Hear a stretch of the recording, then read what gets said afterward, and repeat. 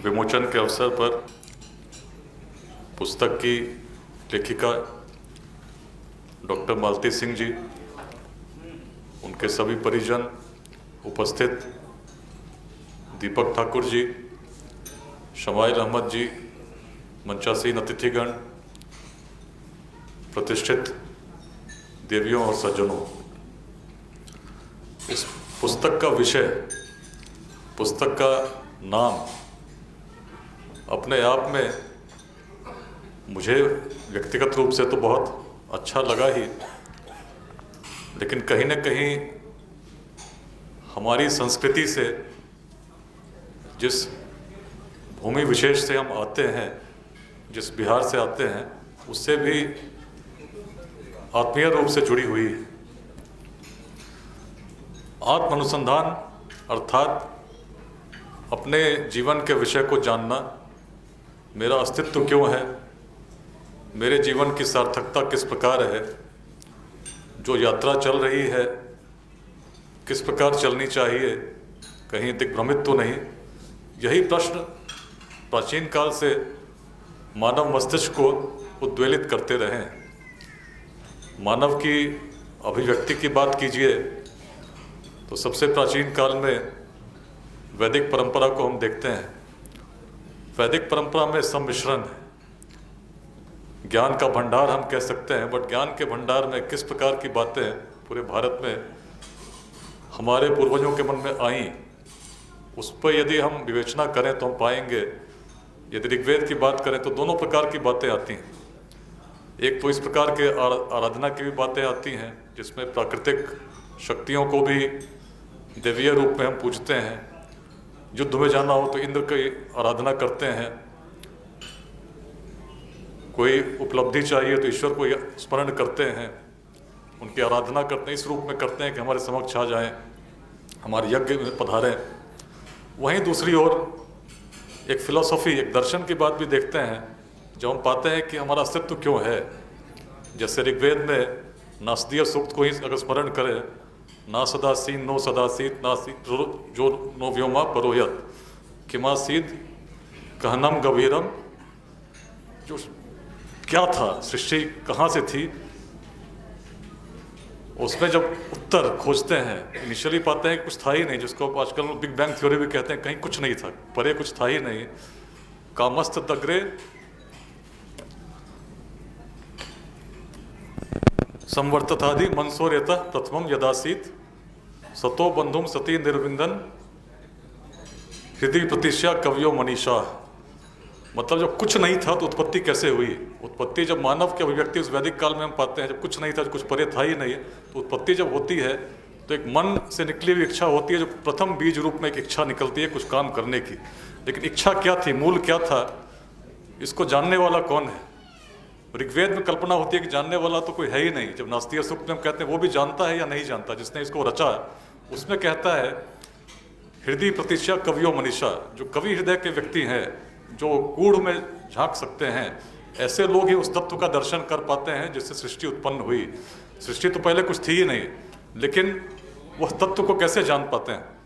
उस ऋग्वेद के प्राचीन नास्तीय सूक्त में कहता है हृदय प्रतिष्ठा कवियो मनीषा। वैसे मनीषी लोग, वैसे कवि लोग जिनके मन में उस प्रकार की सोच हो, वे ही उसके उस तत्व तक पहुंचते हैं।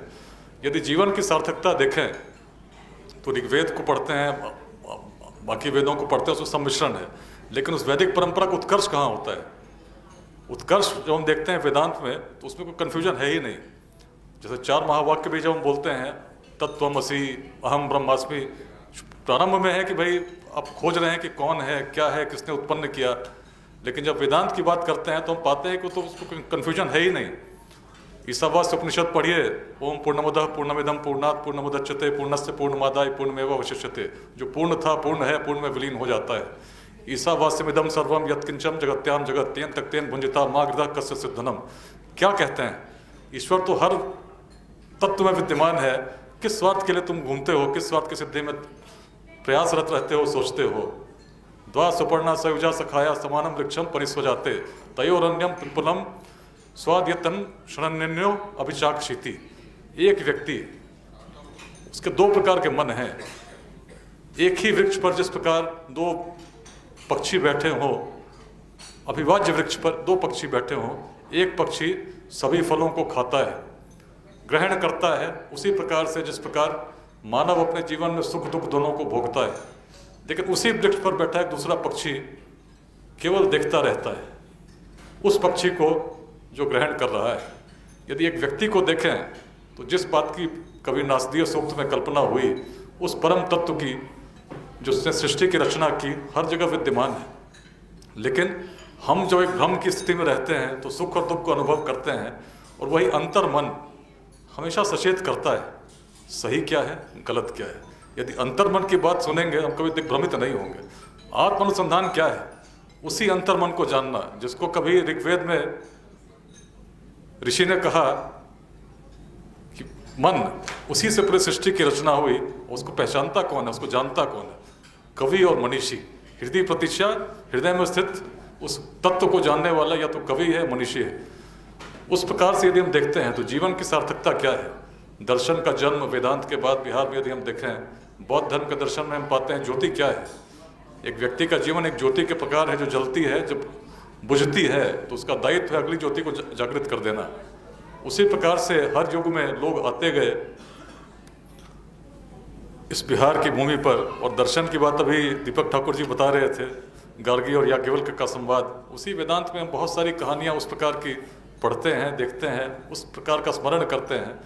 और जब स्वामी सदाशिव भारती जी के बारे में पुस्तक भी पढ़ रहा था, आने से पहले विवरण भी पढ़ रहा था, तो कहीं न कहीं उसी प्राचीन परंपरा के वाहक हैं जिसके वाहक कभी अष्टावक्र और याज्ञवल्क्य जैसे महर्षि थे। आज के युग में उनकी पुस्तक उसी परंपरा को आगे बढ़ा रही। तो इस अवसर पर बहुत प्रसन्नता के साथ कि इस परंपरा को आगे बढ़ाने के लिए, उसको एक ग्रंथ के रूप में देने के लिए आदरणीय डॉक्टर मालती सिंह जी ने बहुत परिश्रम किया। मैं चाहता हूँ निश्चित लोग उसी प्रकार लाभान्वित हों जैसे प्राचीन महर्षियों के ज्ञान से आज तक हम लाभान्वित होते हैं। बात आत्मानुसंधान की हो रही है तो अंत भी एक कथा से ही करना चाहूँगा। कथा भी चूँकि दीपक जी ने राजा जनक का स्मरण किया है तो उनसे संबंधित एक कथा का ही स्मरण करते हुए इस आत्मानुसंधान पुस्तक के विमोचन पर शुभकामनाएं देना चाहूँगा। एक प्राचीन कथा उस समय की आती है जब महाराज जनक सभा में जाने वाले थे। सभा में जाने का समय तय था और लोग प्रतीक्षा कर रहे थे। महाराज अपने उद्यान में बैठे थे।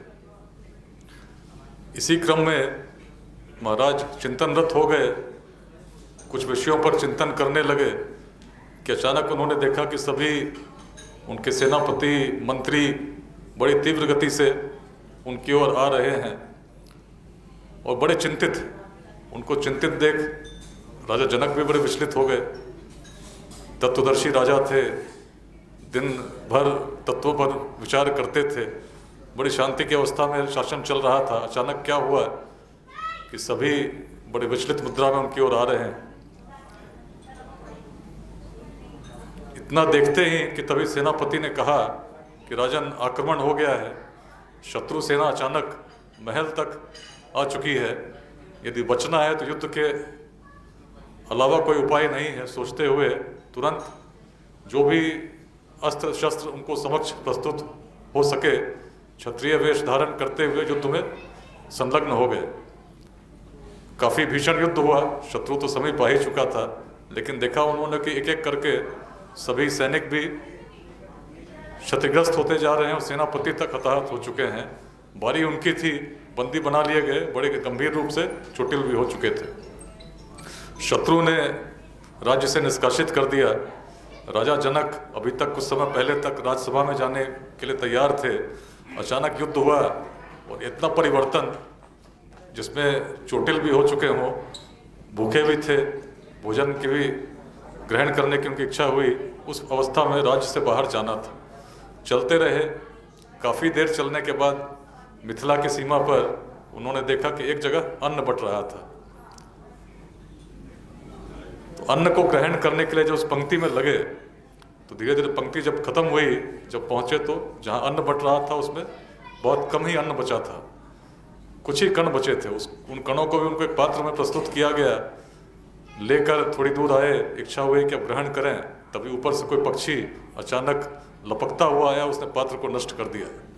अब जनक इतने विचलित हो चुके थे, राज्य भी गया, राज्य से बाहर भी चले गए और भोजन पर भी ग्रहण लग गया। क्या हो गया, ऐसी मैंने क्या त्रुटि कर दी, ऐसा कैसे हो सकता है? अपने शरीर की पीड़ा को भी अनुभव कर रहे थे। उसी अवस्था में किसी ने जब पीछे से थपथपाया और कहा कि राजन कहाँ खो गए, सभा में जाने का तो अभी समय लोग प्रतीक्षा कर रहे हैं। तो उन्हें तब एहसास हुआ कि जो चल रहा था इतने समय से, जो अनुभूति मुझे हो रही थी, जो पीड़ा हो रही थी, ये सब तो शायद थी ही नहीं, ये तो स्वप्न था, मैं तो स्वप्न देख रहा था। तब इतने विचलित हुए। जो आत्म अनुसंधान जिसकी बात हम लोग करते हैं, एक सम्राट के मन में भी जिज्ञासा हुई, ये सच या वो सच। यदि स्वप्न में जो अनुभव कर रहा था इतना सत्य लग रहा था, इतना सत्य प्रतीत हो रहा था, तो जो समक्ष हो रहा है इसमें सच क्या है? हो सकता है यही एक स्वप्न हो। तो बड़े पीड़ित हुए, बड़े विचलित हुए, क्योंकि जानना चाहते थे कि सच क्या है। उस समय जो अनुभूति हो रही थी वह सच थी, या जो अभी जो अनुभूति हो रही है वह सच है। इस अवस्था में अनेक दिवसों तक राजा जनक ने भोजन भी ग्रहण नहीं किया। जो मिलता उससे यही पूछते, ये सच या वो सच। इसी बीच अष्टावक्र मुनि, उनका आगमन हुआ, सबने उनको बताया क्या समस्या है। और समस्या सुनकर अष्टावक्र भी, उन्होंने तुरंत समझा, योगी दृष्टि के थे, उन्होंने समझा कि भाई बात क्या है। जनक के समक्ष गए तो जनक ने उनसे पूछा, ये सच या वो सच। तो अष्टावक्र जी ने कहा, जनक, न ये सच न वो सच, तुम ही हो सच। सुनने में न ये सच न वो सच, तुम ही हो सच, तात्पर्य क्या था? जैसे हम लोग, जैसे मैं बोल रहा हूँ, आप सुन रहे हैं, तो आपको लगता होगा बिल्कुल ऐसा ही जो समक्ष हो रहा है ऐसा ही है। जब हम सोए रहते हैं, विचार शून्यता की स्थिति में रहते हैं, तब तो कोई विचार रहता ही नहीं, पता नहीं हम लोग कहाँ रहते हैं। लेकिन सत्य क्या है? जिस समय स्वप्न में रहते हैं, स्वप्न की अवस्था में, सुषुप्तावस्था में है लेकिन विचार हैं, उस समय जो हम कर रहे होते हैं उसमें लगता है यही सच है। लेकिन यदि इस पर चिंतन करें, जिस बात की नासदीय सूक्त में बात कही गई, मनीषी व्यक्ति क्या कहता है, उसमें जितने भी स्टेट्स हैं, इधर you are a sleeper, you are a dreamer और यू आर अवेक, इन सभी स्टेट्स में जो अनुभव कर रहा है व्यक्ति वो तो एक ही है, आप हैं। आप किस रूप में अनुभव कर रहे हैं, उसी को, उस हिडन स्टेट को मांडुक्य उपनिषद में कहा गया तुर्यम, चतुर्थ state, the fourth state which is with in all the states. चाहे आप जगे हो, चाहे आप सोए हो, चाहे आप स्वप्न की अवस्था में हो, लेकिन एक स्टेट है जो सब में कॉमन है। वो स्टेट इन तीनों में नहीं है, लेकिन वो स्टेट चतुर्थ है, इसीलिए उसको शब्द दिया गया तुर्यम। और तुर्यम शब्द क्या है? उसी मन की अंतर ज्योति है जिसकी कल्पना कभी नासदीय सूक्त में की गई, जिसको कभी द्वा सुपर्णा सयुजा सखाया में दूसरे उस अंतर मन के रूप में हमने देखा। और आत्म अनुसंधान हर जीवन के व्यक्ति के जीवन का ध्येय है। तो जब तक हम स्वयं को नहीं जानेंगे, उस तत्व को नहीं जानेंगे, और तत्व को कैसे जानेंगे? उसमें कहीं ना कहीं गुरु की भूमिका होती है, एक मार्गदर्शक की भूमिका होती है, जो उस अग्नि को प्रज्वलित करता है। जो अग्नि जब प्रज्वलित होती है तो धीरे धीरे अपने लक्ष्य की ओर जाती है, व्यक्ति स्वयं को जानने लगता है। और जो स्वयं को जानता है, जीवन में सार्थकता तो तभी आएगी। यदि व्यक्ति स्वयं को नहीं जाने, सदैव दिग्भ्रमित रहेगा। जिस तुर्यम की बात हुई, जिस तत्व की बात हुई, उस प्रकार समझें कि जैसे माला लोग पहनते हैं, अनेक पुष्प उसमें गुथे होते हैं, अनेक मोतियाँ गुथी होती हैं, वो बाहर से दिखती हैं, लेकिन उसके अंदर एक धागा जो चला आ रहा है दिखता नहीं है। लेकिन यदि धागा न रहे तो माला का कोई अस्तित्व नहीं रहेगा। उसी प्रकार से जितने भी हमारे स्टेट्स हैं, स्लीपिंग, वेकिंग, ड्रीमिंग, जिस भी स्टेट में हम हैं, अंदर जो तत्व है वही तत्व, वह तत्व है जिसको जानने के लिए समय समय पर वैसे मनीषी लोग उत्पन्न होते हैं, समाज को मार्गदर्शन देते हैं। स्वामी सदाशिव भारती जी भी वैसे ही एक मनीषी थे, जो उस प्राचीन वैदिक प्रेरणा से उसकी कड़ी में उस रूप में आगे बढ़ रहे थे कि इस भूमि से हैं जिसने कभी वेदांत को जन्म दिया। और वेदांत को जब जन्म दिया तो परंपरा चलती रही। बौद्ध धर्म का दर्शन आया, जैन धर्म का दर्शन आया, अनेक तत्व आए, सिद्धांत आए, आजीविकों के सिद्धांत को हमने जहानाबाद में होते देखा, अनेक चीज़ें चलती रही। लेकिन परंपरा रुकनी नहीं चाहिए, परंपरा हर युग में बढ़ती चाहिए, अभिवृद्धि होनी चाहिए। उस रूप में निश्चित ही पुस्तक का लेखन अपने आप में एक प्रेरणा है, क्योंकि आसान नहीं रहा होगा। संकलन करना उसको उस रूप में प्रस्तुत करना कि आने वाली पीढ़ियों को भी प्रभावित करे। तो इसके लिए निश्चित ही डॉक्टर मालती सिंह जी कोटिशा बधाई की पात्र हैं, और मैं अपनी तरफ से भी इस पुस्तक की सफलता के लिए सभी को उस रूप में प्रेरित करें, हार्दिक शुभकामनाएं देना चाहता हूं। धन्यवाद।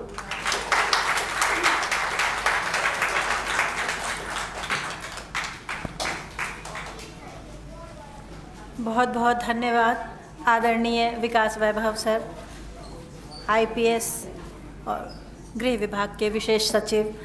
और हम सभी जानते ही हैं कि लेट्स इंस्पायर बिहार के जनक एक अभियान, ये भी इसी बात की ओर प्रेरित करते हैं हमें और आने वाले बिहार के आने वाली युवा पीढ़ी को कि अपनी जड़ों से हम कनेक्ट हों, जुड़ें, अपने संस्कारों के तरफ हम बढ़ें, आधुनिकता के साथ साथ अपनी जो सभ्यता संस्कृति है, हमारा जो ज्ञान है, हमारा जो शास्त्र है, वेद वेदांत है, इनकी जो खूबसूरती है, इनका जो उपदेश है, इनकी जो सही मायने में शिक्षा है, उसको हम अपने जीवन में उतारें और अपने कार्य क्षेत्र में उतारें।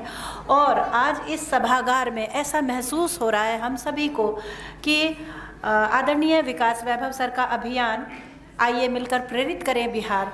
और आज की जो लोकार्पित पुस्तक है आत्मानुसंधान, ये दोनों कहीं ना कहीं से हम सभी को एक ही दिशा की ओर प्रेरित करती है, हमें उस तरफ जाने के लिए प्रेरणा देती है कि हम अपनी आत्मा का अनुसंधान करें, अपने अंदर की गुण को, अपने अंदर की चीज़ों को खोजें, उस ओर प्रवृत्त हों, न कि पाश्चात्य सभ्यता की ओर प्रवहमान हो जाएं।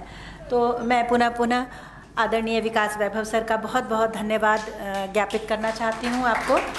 आप इतने व्यस्त रह करके इतना कीमती समय आप हमें देते हैं, आपका बहुत बहुत धन्यवाद।